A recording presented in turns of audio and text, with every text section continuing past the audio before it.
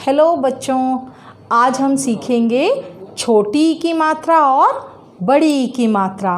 दोनों मात्राओं में बहुत फ़र्क है, लेकिन बच्चे इतना कंफ्यूज होते हैं कि छोटी ई की मात्रा की जगह बड़ी ई की लगा देते हैं और बड़ी ई की मात्रा की जगह छोटी ई की मात्रा लगा देते हैं। तो इसको मैं आज आपको एक बहुत सरल तरीके से सिखाऊंगी, लेकिन आपको इसके लिए बहुत ध्यान से पूरा वीडियो देखना होगा, तभी आपको ये मात्रा समझ में आएगी। छोटी ई की मात्रा और बड़ी ई की मात्रा। तो आओ बच्चों, हम सीखेंगे छोटी ई और बड़ी ई की मात्रा। अब यहाँ पर देखो, मैंने दो हाथों को लिया है, एक है लेफ़्ट हैंड, एक है राइट हैंड। अब इसको सीखने के लिए हमको अपने हाथों के बारे में पता होना चाहिए। छोटी ई की और बड़ी ई की मात्रा सीखने के लिए सबसे पहले हम अपने हाथों को इस तरह से उल्टा रखेंगे, जिसमें हमारा एक हाथ है उल्टा, एक है सीधा हाथ। अब हमको कैसे पता चलेगा? जब हम हाथ को उल्टा रखते हैं, ठीक है, अंगूठा हमारा इस तरफ है, तो ये है हमारा लेफ़्ट हैंड, उल्टा हाथ। इसे हम बायां हाथ भी बोलते हैं। जब हम हाथ को उल्टा रखते हैं और अंगूठा इस तरह से आता है, इस तरफ आता है, तो वो कहलाता है राइट हैंड, सीधा हाथ, मतलब दायां हाथ। हम ई की मात्रा को उल्टे और सीधे हाथ से, लेफ़्ट और राइट हैंड से सीखेंगे। तो हमेशा आपको याद रखना है कि छोटी ई की मात्रा जो है वो हमेशा व्यंजन अक्षर के उल्टे हाथ पर लगाई जाती है, और बड़ी ई की मात्रा हमेशा व्यंजन अक्षर के सीधे हाथ पर लगाई जाती है। अब इसको लगाने का तरीका सीखते हैं। मात्रा लगाने का तरीका, कौन सी मात्रा है ये?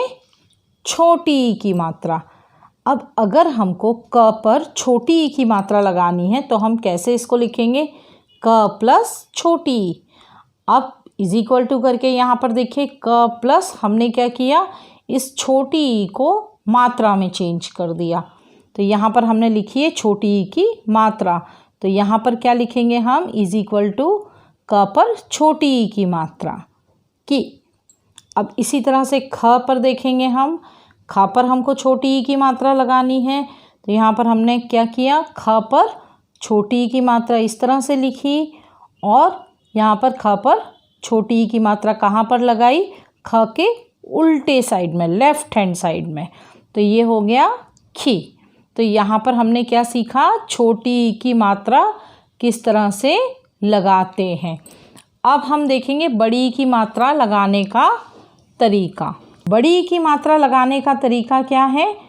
क प्लस बड़ी ई इज इक्वल टू, क पर हमने बड़ी ई की जगह बड़ी ई की मात्रा लिख दी, और क पर बड़ी ई की मात्रा लगाई। लेकिन बड़ी ई की मात्रा हमेशा व्यंजन अक्षर के सीधे हाथ की तरफ लगती है।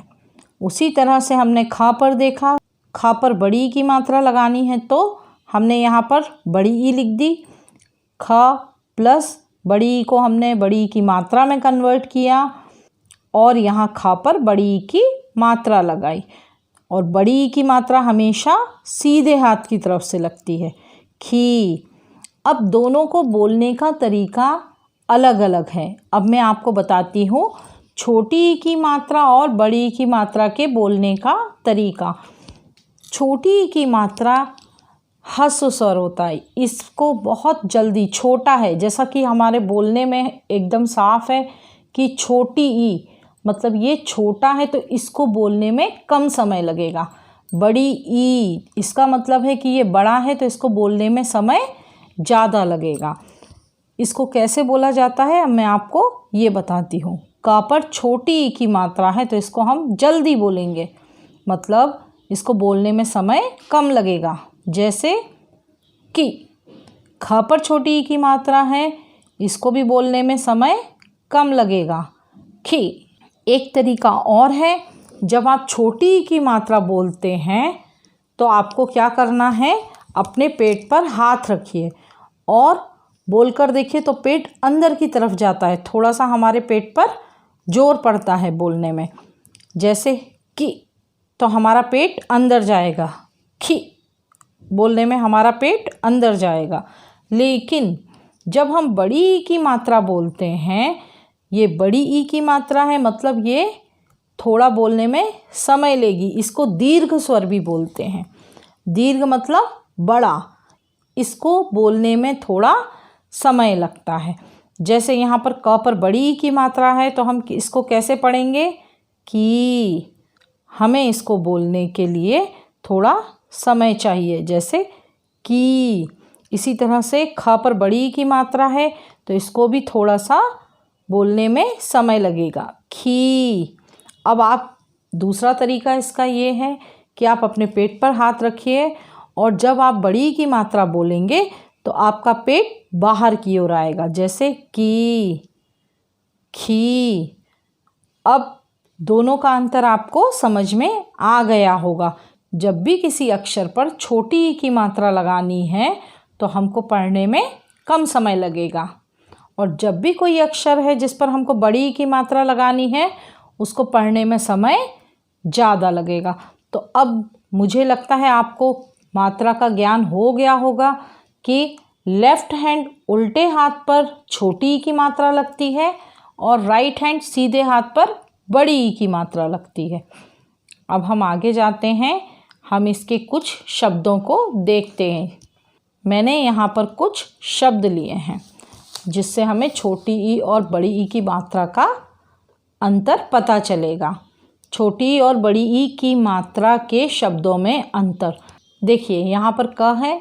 अब यहाँ पर छोटी ई मात्रा लगाने का तरीका है अक्षर के उल्टे हाथ, लेफ़्ट हैंड साइड में, और बड़ी ई की मात्रा लगाने का तरीका है अक्षर के सीधे हाथ, मतलब राइट हैंड साइड में। तो ये पढ़ेंगे हम की और ये पढ़ेंगे की।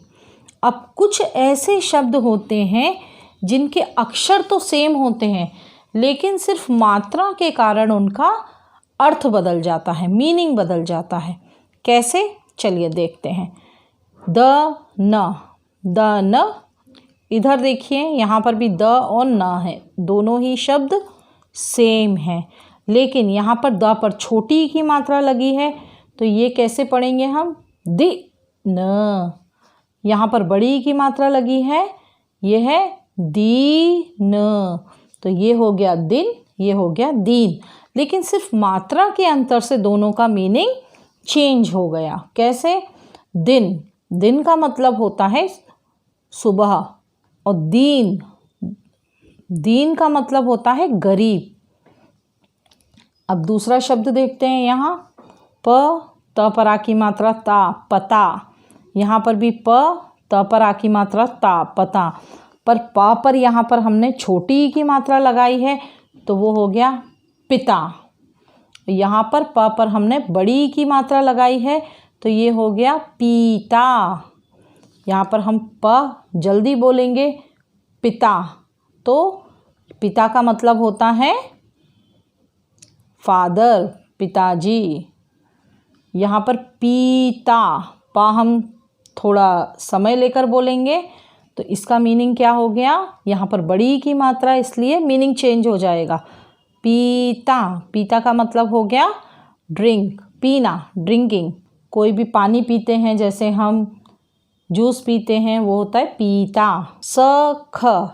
सख, दोनों शब्द सेम हैं लेकिन मात्रा अलग अलग है। जैसे स पर छोटी की मात्रा लगाने पर ये हो गया सिख, स पर छोटी की मात्रा हम जल्दी बोलेंगे सिख, और यहाँ पर स पर बड़ी की मात्रा लगाने से ये हो गया सीख। स पर बड़ी की मात्रा है तो हम थोड़ा समय लेंगे, सीख। जो पंजाबी सिख होते हैं, ये वो सिख है, और यहाँ पर सीख मतलब लर्निंग, सीखना, सीख। यहाँ पर भी दो अक्षर हैं, ह र, यहाँ पर भी वही सेम अक्षर है, ह र।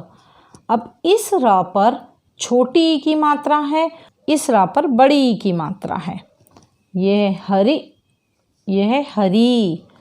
अब अंतर क्या हो गया, हरि किसको बोलते हैं, भगवान को, और यहाँ पर हरी का मतलब है हरा रंग, ग्रीन कलर। तो ये सिर्फ मात्रा के कारण दोनों के मीनिंग बदल गए। अब यहाँ फिर से 2 अक्षर हैं। अब मैं यहाँ आपको मात्रा लगा के दिखाती हूँ। ख ल, यहाँ पर भी है ख ल, ठीक है। अब इस एक्सरसाइज को हम अभी करेंगे। जैसे ख पर मैंने छोटी की मात्रा लगाई तो ये हो गया खिल। ख हम जल्दी से बोलेंगे खिल। यहाँ पर ख पर बड़ी की मात्रा लगाई, ये हो गया खील। अब इस खिल का मतलब होता है खिलना। जो फूल होता है वो खिलता है, इसलिए यहाँ पर ये हो गया खिल।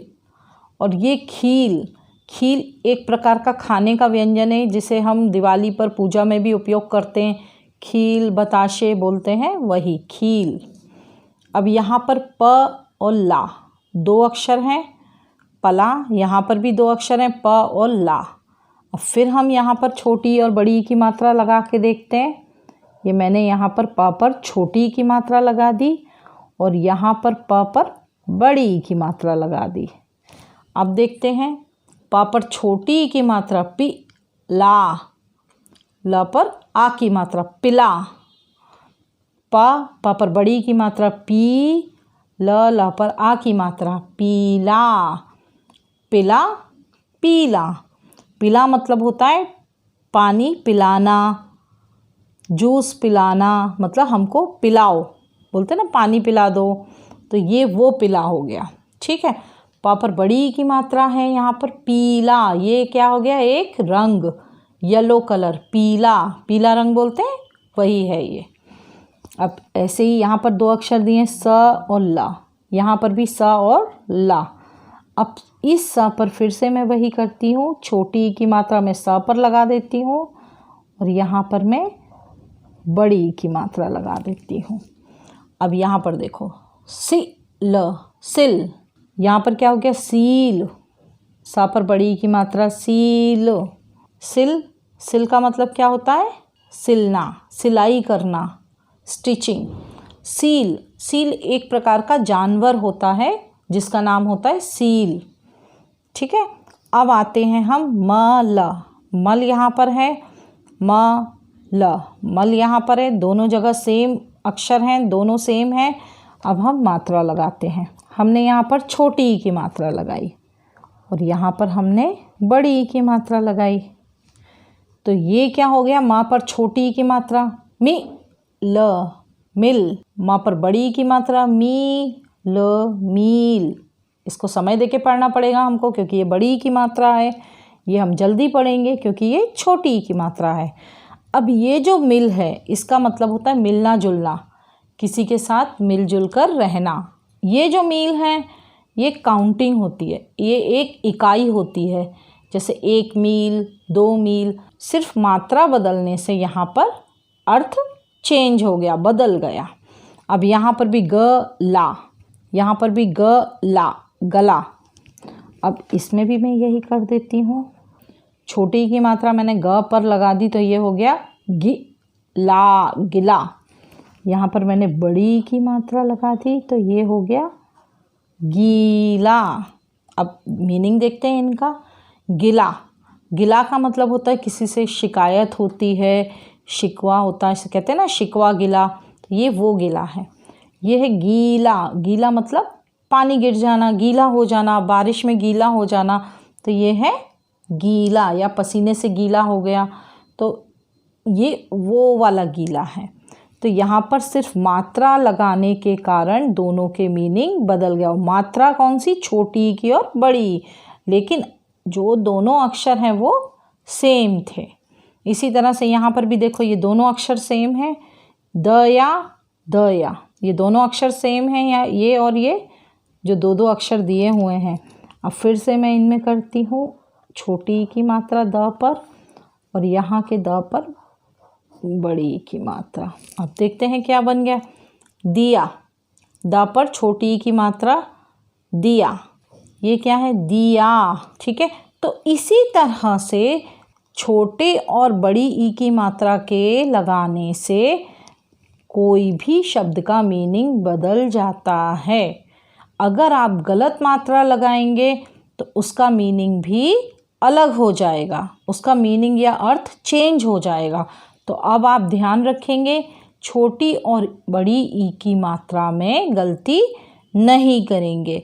तो अब मैं जाती हूँ, बाय।